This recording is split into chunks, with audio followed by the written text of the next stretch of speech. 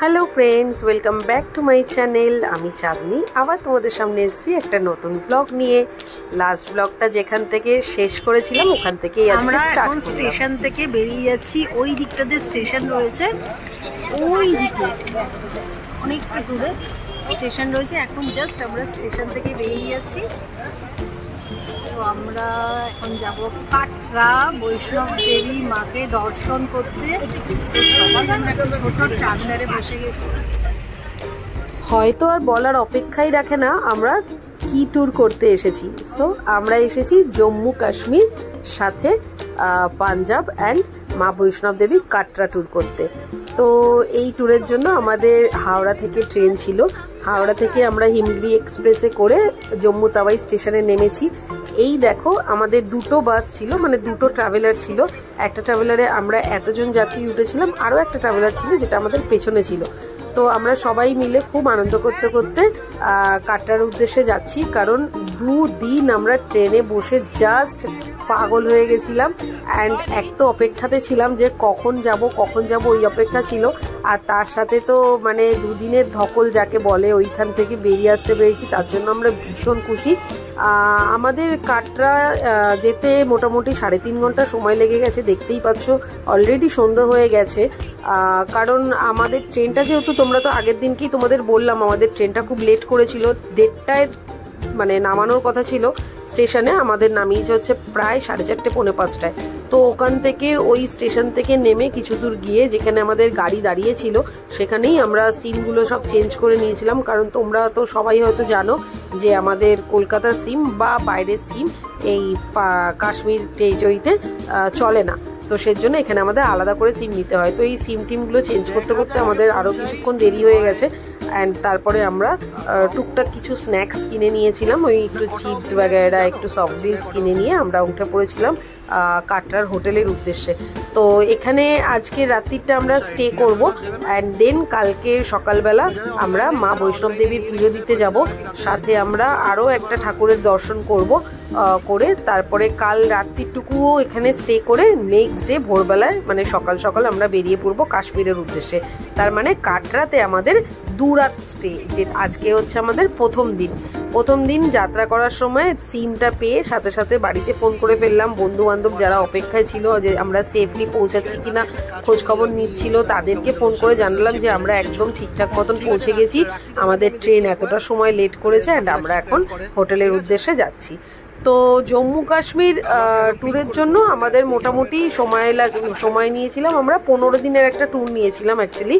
তো 15 দিন ট্যুর ভেবেছিলাম বেশ মজা করেই ঘুরবো, আর সত্যিই খুব মজা করে ঘুরেছি। তো দেখো এখানে বেশ বড় বড় কিছু টানেল দেখতে পেয়েছি, ভীষণ ভালো লেগেছে টানেলের ভেতরে। এটা তো মোটামুটি একটা বড়ই টানেল, এর পরের টানেলটা আরও অনেকটা বড়, এবং কাশ্মীরে যাওয়ার সময় যেই টানেলগুলো পড়ছিল ওগুলো তো আরও বড় বড় টানেল ছিল। তো চলো আমাদের সাথে তোমরাও দেখতে থাকো আমাদের এই কাশ্মীর সিরিজটা। আশা করব তোমাদের ভালো লাগবে। অলরেডি আমরা ফার্স্ট পার্টে চলে এসেছি। আস্তে আস্তে প্রত্যেকটা জায়গার ব্লগ দেব। প্রত্যেকটা জায়গায় গিয়ে আমি শ্যুট করে রেখেছি, কারণ আমার স্মৃতিতে তুলে রাখার জন্য আমি প্রত্যেকটা জায়গার শ্যুট করেছি। আশা করব তোমাদের ভালো লাগবে, তোমাদের সাথে শেয়ার করব, কারণ আমার বহু দিনের ইচ্ছে ছিল কাশ্মীরে আসার, যেটা আজকে এসে সফল হয়েছে।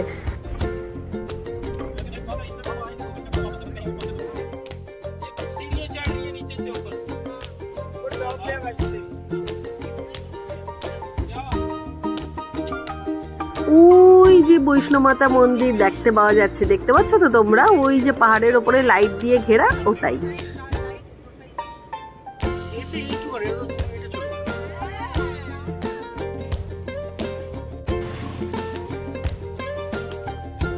নেমে পড়লাম আমাদের ফার্স্ট হোটেলে।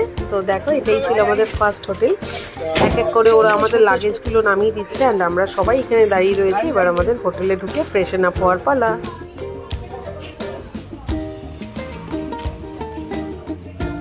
ওই দেখো এই যে ওরা দুজন ঢুকছে হোটেলের। এটা রিসেপশন এরিয়া। আমরা এসেছি জগদীশ রেসিডেন্সি। দেখা যাক কেমন হোটেলের ভেতরটা।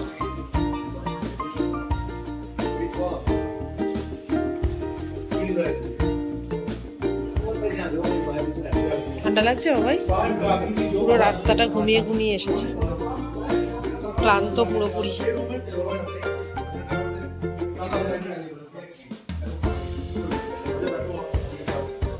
বাকিরা ওই দিকে দাঁড়িয়ে আছে।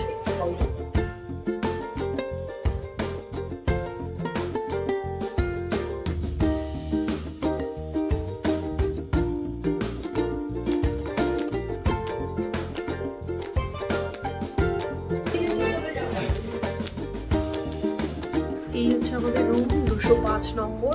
এই হচ্ছে রুমের এন্ট্রি।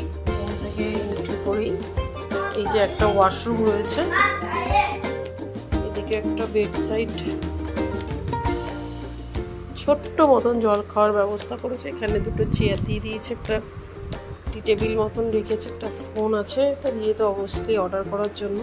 আর এই যে বাইরের ভিউ, এটা দরজা খুললে বারান্দা, এই যে আমাদের গাড়ি দুটো দাঁড়িয়ে, এই হচ্ছে বাইরের ভিউ।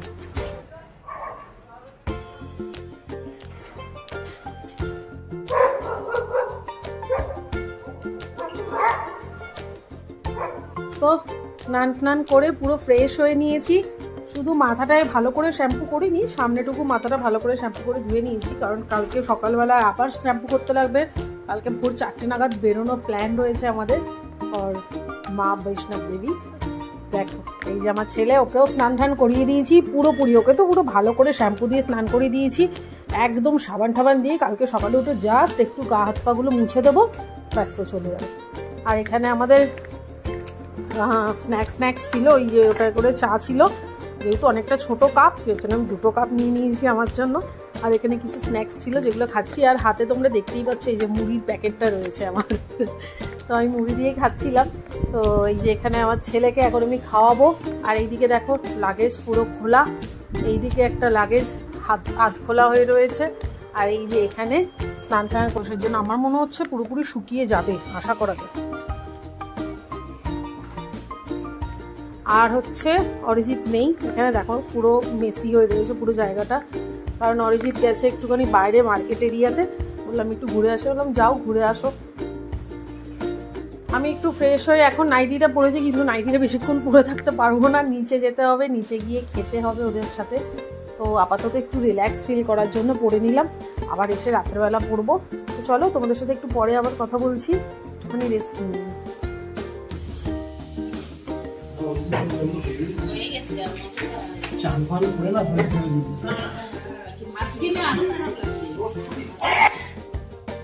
এখানে দেখো আমরা ডিনার করতে চলে এসেছি, তাড়াতাড়ি করে ডিনার করে শুয়ে পড়বো। কাল সকাল সকাল ভোর বেরোতে হবে, ভোর 4টে টাইম আছে বেরোনোর মা বৈষ্ণব দেবী দর্শনের জন্য। তো হালকা পাতলা খাবার আজকের দিনের জন্য করেছে, কারণ 2 দিন ধরে ট্রেনের ওই বাজে খাবার খেয়ে পুরো হেঁচে গেছিলাম, তাই জন্য ভেজ ডাল, ঝুরি আলু ভাজা, সাথে ফাইন চালের ভাত করে ফেলেছে। আজকে আর ব্লগটা বেশি বাড়াবো না, এখানেই রেখে দিচ্ছি। আশা করবো তোমাদের এই ব্লগটা খুব ভালো লেগেছে, আর নেক্সট ব্লগগুলো আরও দুর্দান্ত হবে। দেখতে থাকো আমার কাশ্মীর ডায়েরির ব্লগগুলো। আর ভিডিওটা ভালো লাগলে অবশ্যই একটা লাইক করে দিও। Tata, bye bye.